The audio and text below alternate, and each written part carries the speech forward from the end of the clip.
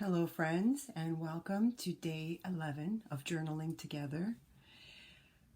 Today, I wanted to spend some time thinking about our expectations. I know most of us have things popping up in our calendars reminding us of events that we're supposed to attend and people we're supposed to visit with, and we're not able to do that, and that's very difficult and hard to accept.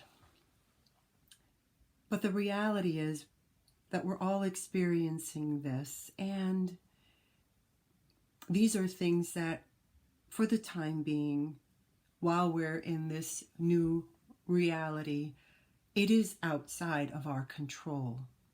So we can choose a different way to look at this.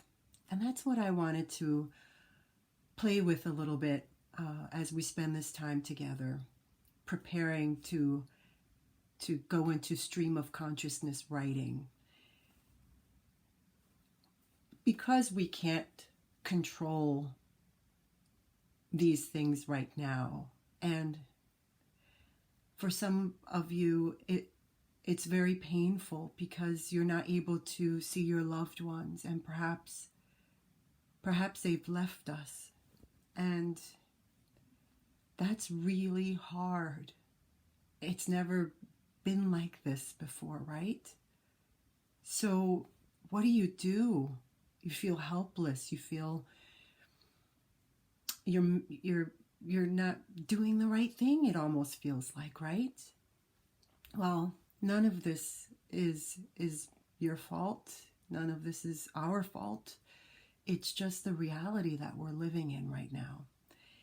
And I just want to offer a different way to think of it. Is there a possibility that we can still honor our loved ones, or these expectations that we set for ourselves? Is there a way, a small thing that we can do, a small gesture that can perhaps celebrate that person, honor that person, or that experience that we were supposed to have? My nephew is graduating from college, and he's a miracle. He's a wonderful, wonderful person, and this is something that I really wanted to see in person. Him walking down the stage and receiving his diploma. That's a huge milestone, and a lot of us are going to miss that version of it. But I just want to say it's a version of it, right? And we have to have hope, and we have to believe that when we come through this to the other side, there will be time to celebrate. It may not look like what we envisioned, but what happens if we let go of that expectation and just be open to things being different? They could be, in fact, and hopefully, better. So we might not be there now, we might not be able to attend, but we can offer a gesture through written expression, for example, or calling that person if that's a possibility, and doing something a little bit creative. We're all getting creative nowadays, right? With how we're communicating, how we're expanding our social life while we're in our own homes, individually distanced. So I hope you join me. This was difficult. This is a difficult topic.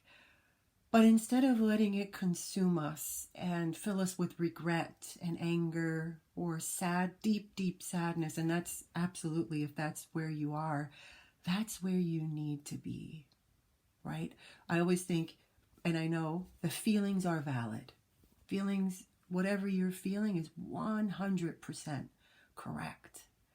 And what you can do is see, where is that coming from? Where is that coming from? And the only thing you can do is change the way you see it, or perhaps,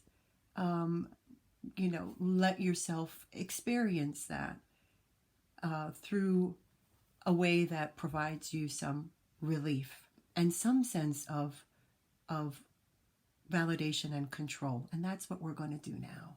So I'd like for you to join me in your space, in your environment that you've created for yourself to do this practice as we journal together, stream of consciousness. Remember, we're just going to let it flow, whatever it is.